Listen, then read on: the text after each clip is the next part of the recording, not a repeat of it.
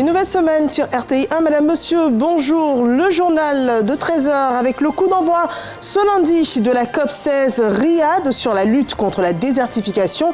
L'objet de la réunion est de trouver des solutions pour la restauration des terres, la sécheresse, la diversification et la dégradation des sols qui menacent 1,2 milliard de personnes dans le monde, principalement dans les milieux arides, semi-arides et subhumides secs. On fait le point des grands enjeux de cette rencontre dans ce journal.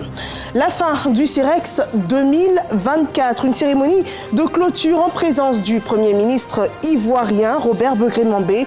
Un véritable coup de maître selon le chef du gouvernement. C'est un événement qui s'est imposé comme une plateforme d'échange stratégique et de valorisation des industries extractives et énergétiques reconnues comme des leviers essentiels d'une croissance économique durable et inclusive. Et puis, on verra l'actualité à l'international avec ce mouvement de foule en Guinée qui a fait au moins 56 morts. Un drame survenu dimanche, hier, lors d'un match de football organisé à Nzérékoré. L'opposition accuse le pouvoir d'être directement responsable de ce drame.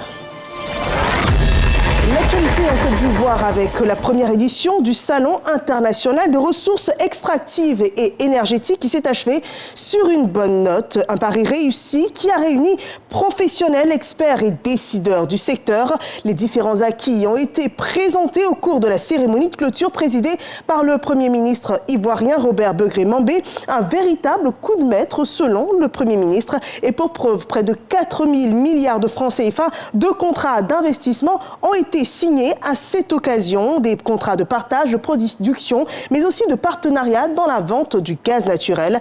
Un salon qui renforce l'attrait du pays comme destination privilégiée pour les investissements dans les secteurs des mines, du pétrole, mais aussi de l'énergie. Abdoulaye Koné résume pour vous la cérémonie de clôture. On regarde.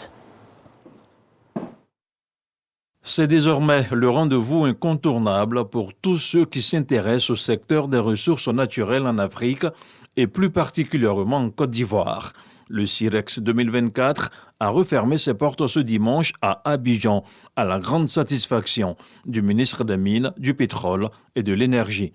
Notre objectif, de positionner le CIREX comme l'événement majeur pour les acteurs de l'industrie extractive et de l'énergie en Afrique, au sud du Sahara, a été atteint. Cet objectif est atteint dès la première édition. Or, nous envisageons cet objectif au fil des éditions. En effet, selon les participants eux-mêmes, la qualité des participants, la qualité de l'accueil, la qualité de l'organisation et la qualité des débats ont déjà hissé le CIREX aux meilleurs standards mondiaux de ce type d'événement. Promouvoir les investissements, favoriser les partenariats, mettre en valeur le potentiel ivoirien et encourager le développement durable. Le chef du gouvernement a salué l'élaboration de ce grand cadre d'échange. Cette première édition du CIREX s'est imposée comme une plateforme d'échange stratégique et de valorisation des industries extractives et énergétiques reconnus comme des leviers essentiels d'une croissance économique durable et inclusive. Les acquis de cette première édition sont nombreux et méritent d'être soulignés. Entre autres, le renforcement des capacités en matière de contenu local grâce au retour d'expérience des pays précurseurs, la formulation des recommandations stratégiques pour le développement d'une infrastructure géologique nationale robuste, la diffusion des meilleures pratiques dans la gestion de l'exploitation minière, artisanale et à petite échelle en faveur des acteurs locaux, la valorisation des métiers des secteurs extractifs auprès de la jeunesse, afin de susciter des vocations prometteuses. Ensemble, nous avons jeté les bases d'une ère nouvelle pour les industries extractives et énergétiques. Ensemble, nous devons persévérer dans cette dynamique et faire progresser les initiatives prometteuses amorcées lors de cette édition. Je forme le vœu que le CIREX continue à se déployer et à s'affirmer comme un catalyseur de transformation et de croissance pour le secteur extractif et énergétique ivoirien, tout en consolidant sa place sur la scène internationale. Le CIREX 2024 a enregistré 2200 participants, 320 exposants, 25 000 visiteurs, 160 médias nationaux et internationaux. Par ailleurs, 4 000 milliards de contrats d'investissement ont été signés. Plusieurs personnalités ont été distinguées dans l'ordre du mérite des mines, dont le ministre d'État, ministre de la Défense, Téné Birahima Ouattara, qui a été fait commandeur. Direction Riyad à présent, en Arabie Saoudite, où s'ouvrent ce lundi les travaux de la 16e conférence des parties sur la désertification. Après la COP15, la Côte d'Ivoire passe le flambeau à l'Arabie Saoudite. Et pour rappel, la réunion d'Abidjan avait débouché sur un engagement à accélérer la restauration d'1 milliard d'hectares de terres dégradées d'ici à 2030. 2 ans après, le bilan est salué par les Nations Unies.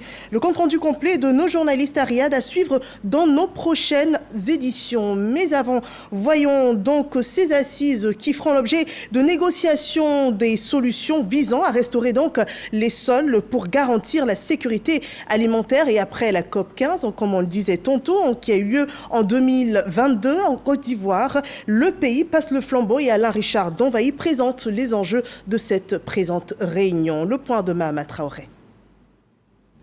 À 24 heures de l'ouverture des travaux, le Royaume d'Arabie Saoudite semble fin prêt pour accueillir cette 16e conférence des parties sur la désertification COP16. Durant une dizaine de jours, l'événement se tiendra ici, sur l'esplanade de la Kingdom Arena de Riyad, capitale du pays. La Côte d'Ivoire est présente à cet important rendez-vous sur l'avenir de la Terre. Depuis 2022, le pays assure la présidence de la COP15, instance présidée par Alain Richard Donvaï est censée mener un plaidoyer auprès des acteurs pour la restauration des terres. Avant la rencontre de Riyad, l'Ivoirien préside une réunion statutaire du bureau de la COP15, la dernière de son mandat. C'est la COP15 qui prépare donc la réunion de la COP16 et c'est ce que nous avons pu faire et j'en suis tout à fait satisfait. Je remercie encore une fois le secrétaire exécutif et M. Ibrahim Tchod, son secrétaire exécutif, qui a fait un travail remarquable au cours de notre mandat et qui a pu nous aider dans la mission qui nous a été assignée par le président de la République de Côte d'Ivoire, son Excellence M. Alassane Ouattara. Je dois rendre hommage ici au président de la COP15, M. Donvaï, qui a fait un travail extraordinaire. Et je dois rendre hommage à la Côte d'Ivoire pour avoir abrité la COP15. Et je suis heureux de voir que l'initiative d'Abidjan, qui avait été lancée par le président Ouattara, est en pleine expansion. Cette rencontre est le lieu d'évoquer les enjeux et les priorités de la COP16, événement placé sous l'égide de la Convention des Nations Unies sur la lutte contre la désertification, UNCCD. D'ici 2050, le monde doit produire 2 fois plus de nourriture pour une population croissante et pour une classe moyenne croissante. Donc la demande augmente, l'offre est en train de baisser. Donc il faut restaurer les terres de manière à accroître l'offre de nouveau et mettre en place des outils et utiliser les nouvelles technologies à notre disposition de manière à augmenter la productivité. Vaste de 250 mètres carrés, le pavillon ivoirien a de quoi attirer de par son charme les milliers de visiteurs attendus. Ce sera le lieu de promouvoir les engagements pris par la Côte d'Ivoire pour contrer l'avancée du désert. Au nombre de ceux-ci, Abidjan Legacy Programme, ambitieuse initiative lancée en mai 2022 par le président Alassane Ouattara en vue de restaurer les forêts et les paysages dégradés par l'agriculture. La Côte d'Ivoire qui marque toujours son ambition de participer à la restauration des terres dégradées dans le monde. Parlons d'une coopération militaire entre la Côte d'Ivoire et la France. Les détachements de l'armée de l'air de la France et de la Côte d'Ivoire ont testé leur capacité opérationnelle sur un exercice dit 3D, une simulation d'un théâtre de guerre pour mettre fin à une attaque de terroristes. Les importants moyens aériens des FACI et des forces françaises de l'armée de l'air ont été de sortie. Les témoins de la scène Gervais Kouassi et Soro Corona sur la base aérienne de Bouaké nous font le point. Ces parachutistes de l'armée ivoirienne au nombre de 50 qui viennent d'être largués par des aéronefs ont pour mission de neutraliser des terroristes. Face à des redoutables adversaires, les militaires font appel à la flotte ivoirienne composée des Mirages, des avions de guerre à grande vitesse, plus de 2000 km/h, des Mi-17 à forte capacité de feu, des hélicoptères de liaison et un avion porteur pour secourir les blessés avec à son bord des soldats prêts à en découdre avec les terroristes au sol, sont appelés en renfort. L'intensité des combats font les blessés qui sont secourus avec promptitude par les éléments de la section médicale baptisée pour la circonstance rôle 1. Cet exercice a pour but de tester la capacité opérationnelle de l'armée de l'air ivoirienne.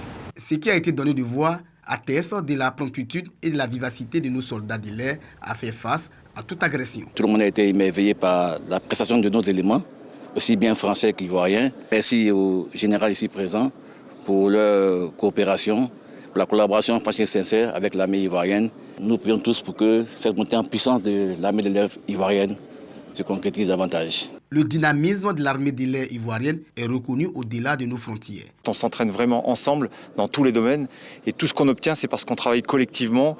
Et c'est bien l'armée ivoirienne qui est leader sur ce genre d'exercice. Et nous remercions la Côte d'Ivoire pour son accueil et pour la qualité de la coopération qui nous est offerte. Cet exercice conjoint armée de l'air ivoirienne et française est le 3e du genre. Un bataillon de vérificateurs se constitue pour mener un assaut à la désinformation dans la ville de Korogo. L'ambassade des États-Unis et l'ONG ASMA conduisent le projet Back to School Caravan, un programme qui forme et inculque les notions de fact-checking aux jeunes et aux leaders communautaires. Le dispositif se déploie sur 40 localités dans 12 régions de la Côte d'Ivoire. Amy Sissoko nous en dit plus. Des mises en scène pour mettre en lumière les dangers de la désinformation et ses impacts sur la cohésion sociale et économique des communautés. Face donc à la prolifération des fausses informations, fake news, notamment sur les réseaux sociaux, l'ambassade des États-Unis en Côte d'Ivoire intensifie ses actions pour contrer ce phénomène. À Korogo, elle lance le projet Back to School Caravan. Avant, nous avons des notions mais très basiques là-dessus, sur ce sujet. Et cette fois-ci, nous avons eu à assimiler plein de choses. L'ambassade des États-Unis s'engage à soutenir les efforts visant à lutter contre la désinformation. L'une de ces stratégies clés que nous employons est la formation des formateurs. Au-delà de la lutte contre la désinformation, le projet mis en œuvre par l'ONG ASMA s'inscrit dans une logique d'accompagnement social. La distribution de kits scolaires aux élèves vise à encourager l'éducation des enfants issus des familles modestes, tandis que les kits phytosanitaires soutiennent les agriculteurs dans leur activité. C'est un appel à l'engagement que nous faisons pour que chaque citoyen à Korogo, chaque citoyen en Côte d'Ivoire puisse saisir, puisse mesurer le degré de dangerosité de ce phénomène qui est la désinformation.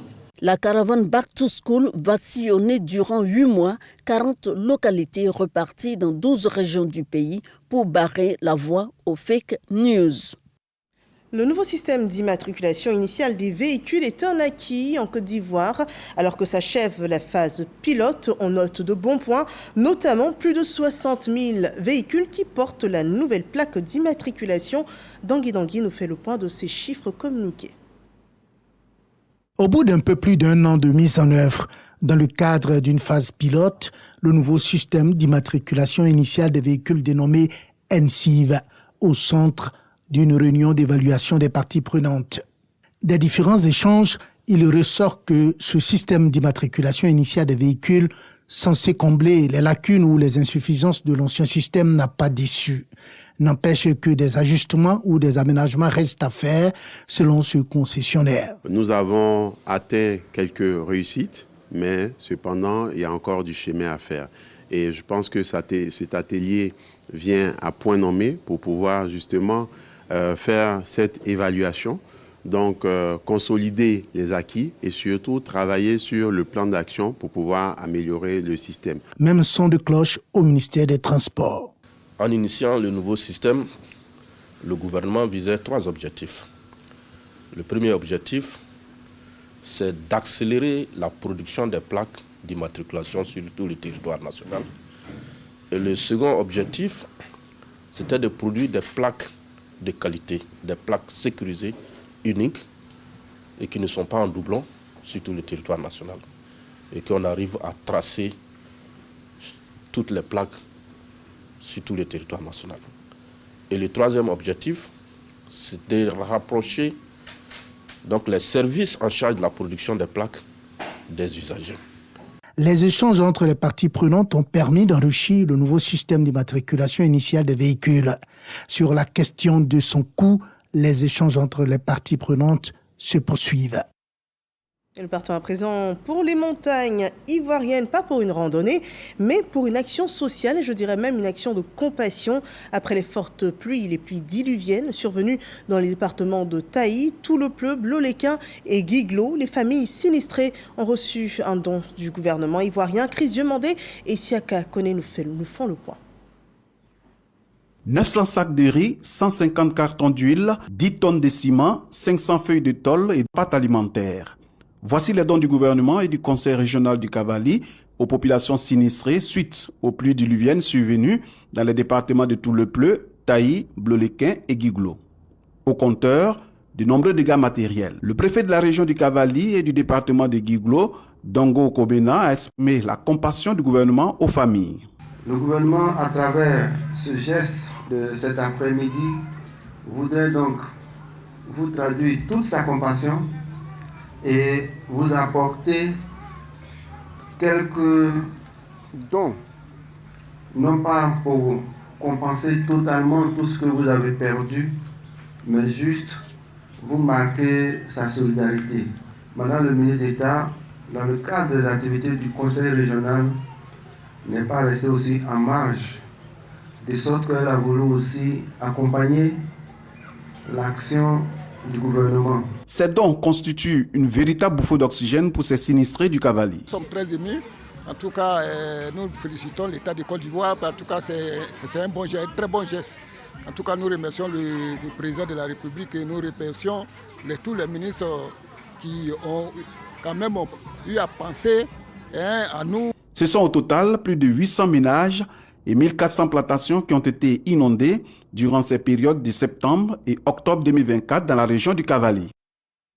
Décembre, mois festif, s'est ouvert partout dans le monde sur la 37e journée mondiale de lutte contre le VIH-Sida.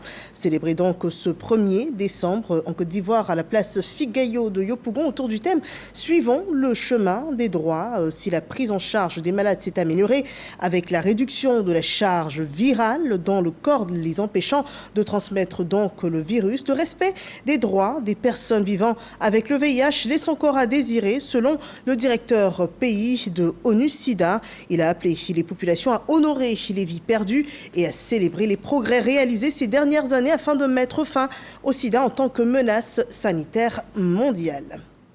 Rendons-nous à Yamoussoukro à présent avec un atelier de présentation de plateformes électroniques spécialement conçues pour une meilleure gestion des établissements sanitaires, des plateformes conçues dans le cadre du processus de digitalisation et du programme d'amélioration de la gouvernance pour la délivrance des services de base aux citoyens. Le point de Kader Sogodogo.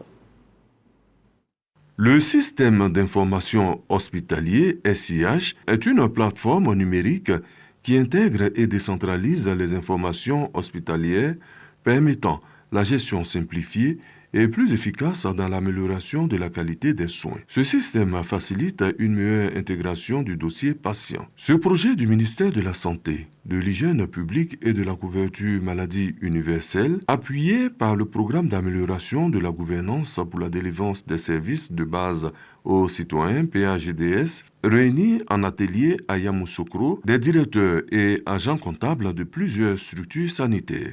Pour le ministère de la Santé, de l'Hygiène publique et de la couverture maladie universelle, ces nouvelles solutions visent à améliorer l'efficacité des services offerts aux patients. Elles permettront également de rendre le système plus transparent et d'assurer une gestion optimale des ressources. Concernant l'application mobile Santé CIV, qui sera présentée lors de cet atelier, elle est une avancée significative pour l'accès des citoyens aux services de santé. Elle permet non seulement de prendre des rendez-vous en ligne, mais également de payer les prestations de santé de manière plus sécurisée. Des projets d'hygiène en milieu rural, c'est l'œuvre des organisations Habitat for Humanity Côte d'Ivoire et le Lions Club. Le village de Maounou, dans le département de Bokanda, fait partie des heureux bénéficiaires de ce projet d'hygiène et d'assainissement en milieu rural. Le top départ de plusieurs projets sociaux pour les couches vulnérables est donc donné. Le reportage de Michel Dicré. Les préoccupations des populations du village de Maounou, bientôt résolues par Habitat for Humanity et la Fondation internationale Lions Club. Le projet va permettre la construction d'un nouveau forage de 5 blocs de latrines et la réhabilitation de 28 forages. Ensemble, nous pouvons faire beaucoup de choses. Ce n'est pas aujourd'hui la fin. Nous allons continuer de supporter et d'aider nos populations à avoir de meilleures conditions de vie. Cette initiative vise à répondre aux besoins en eau potable de plus de 8000 personnes et à assurer des conditions d'hygiène décentes pour 2000 élèves et enseignants. À Abobo, Habitat for Humanity et ses partenaires lancent également le projet des services sociaux de base. Il est destiné à contribuer à la restructuration urbaine en renforçant la résilience des quartiers précaires. Au-delà même, je pense, de la commune d'Abobo, c'est aujourd'hui un défi pour toutes les villes, au vu de la croissance démographique qu'on voit dans toutes les villes, d'apporter les mesures un peu pour faire face à cette croissance démographique-là. Nous ne pouvons qu'accueillir avec les bras ouverts une telle initiative pour des projets qui viennent soulager tant soit peu nos populations. Autant de projets qui impacteront positivement les conditions de vie des populations de plusieurs localités du pays. Parlons de développement professionnel. Après la CGCI Academy qui a porté sur l'industrie des services, un projet de formation est lancé pour les métiers de l'événementiel. Il s'agit d'une plateforme de formation unique et inédite dénommée Format Plus. On la découvre dans ce reportage de Juliette Ouéa. Bientôt des formations en commerce du divertissement. Les programmes intitulés Format Plus portent entre autres sur la production de spectacles et le management artistique. Objectif, promouvoir les talents locaux et renforcer l'industrie événementielle ivoirienne. Sans formation, un manager ne peut pas faire évoluer son artiste. La partie que j'aimais vraiment bien au niveau de la formation, côté formation en tant que manager, pour qu'on soit vraiment bien encadré. Les différentes formations vont se dérouler en France en 2025. Une opportunité, selon les initiateurs, de contribuer à l'essor de l'industrie du divertissement en Afrique.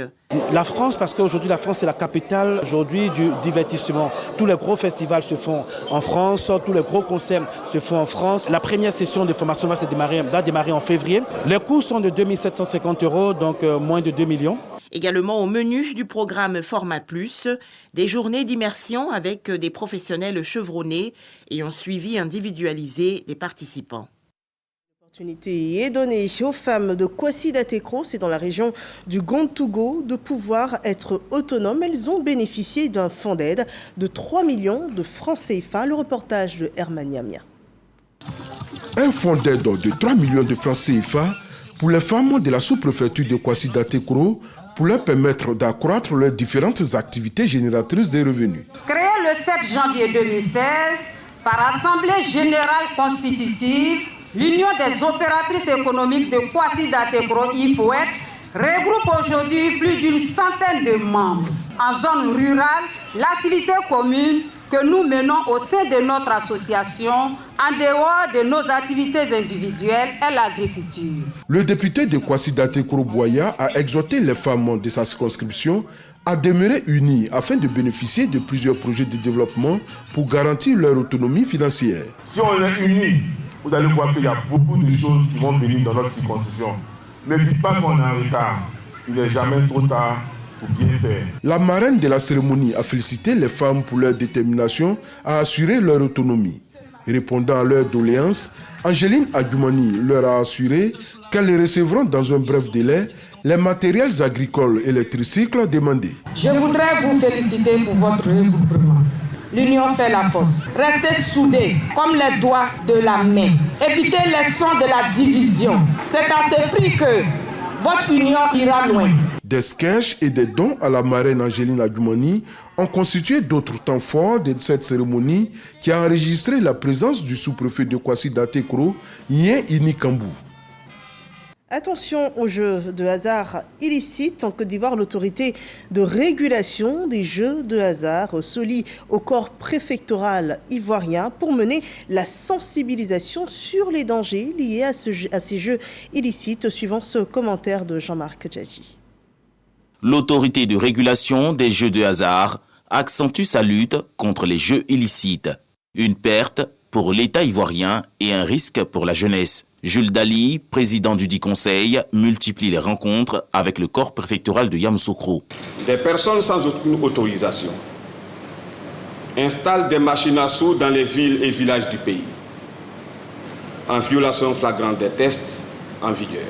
Nous vous invitons donc, distingués membres du corps préfectoral, à prendre votre part dans cette lutte, parce qu'ensemble, nous avons un défi à relever. Celui d'avoir dans notre pays des jeux de hasard responsables et sécurisés, conformément aux orientations du président de la République, son Excellence M. Alassane Ouattara. Le corps préfectoral de la région du Bélier a salué cette initiative de l'ARJH et promet de s'investir dans cette lutte. Chers collègues, en votre nom, Président, vous pouvez compter sur le corps préfectoral pour vous soutenir, vous accompagner dans ce combat qui est noble et qui est important pour la Côte d'Ivoire. Après avoir sillonné l'intérieur du pays, la tournée de sensibilisation de l'ARJH contre les jeux illicites prendra fin à Grand-Bassam. Les chrétiens de l'église méthodiste de Côte d'Ivoire ont célébré la fête de la moisson. On se rend pour cela dans le temple Israël pour cette célébration, au moment où les fidèles chrétiens ont eu l'occasion de renouveler leur foi en Jésus-Christ. Le développement de Éric Corré. Les fidèles chrétiens de l'église méthodiste unie de Côte d'Ivoire travaillent à renforcer leurs liens avec l'Éternel en cette célébration de la moisson. Un moment de partage et de louange et surtout de fidélité à Jésus-Christ, le sauveur de l'humanité. Le thème de cette fête de moisson, donné et il vous sera donné, tiré de l'évangile selon Jean chapitre 6 verset 38, nous donne de voir que nous donnons et puis quelqu'un d'autre nous donne en retour. Parce que il vous sera donné, il là, on ne sait pas qui c'est. Mais le il là cache une puissance au-dessus de nous, qui nous voit agir et qui nous récompense d'une autre manière. C'est le temple Israël dans la commune de Trècheville qui est à l'honneur pour cette fête de moisson.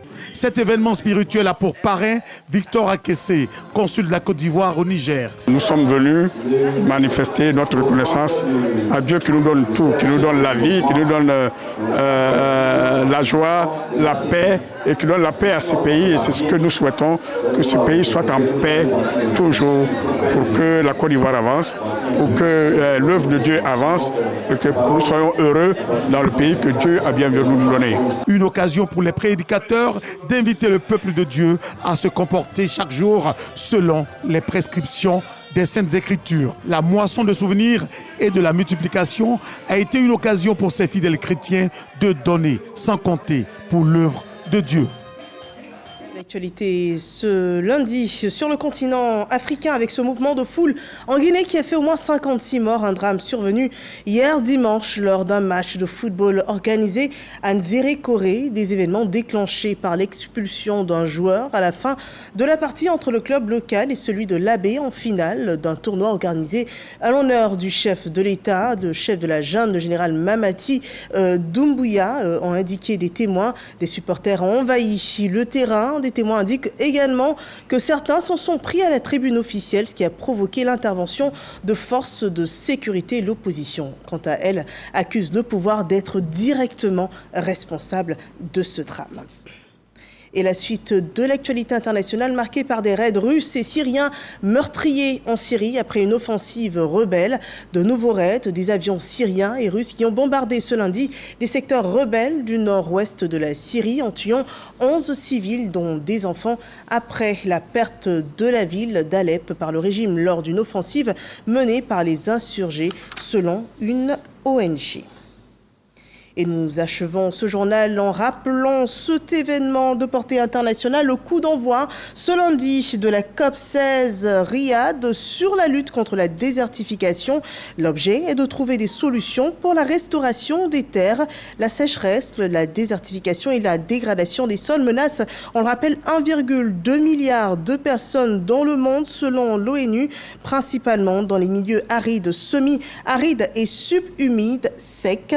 Après la COP COP 15 à Abidjan qui a eu lieu en 2022. En mai 2022, la Côte d'Ivoire passe donc le flambeau à Riyad.